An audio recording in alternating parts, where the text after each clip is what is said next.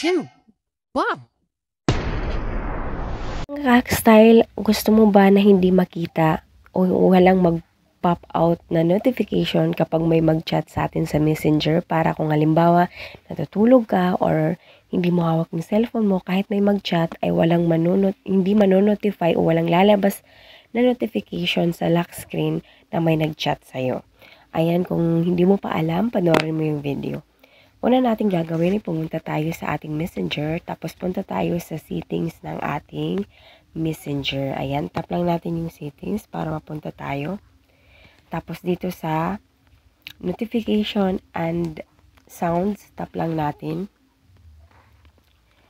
Tapos dito, pindutin lang natin yung customize notification. Tap lang natin yan. Tapos, i-close lang natin i-turn off lang natin yung allow notification. Kasi once na na-turn off yan, yung notification sa app ay hindi na magdi-display sa notification bar or sa lock screen. Ayan.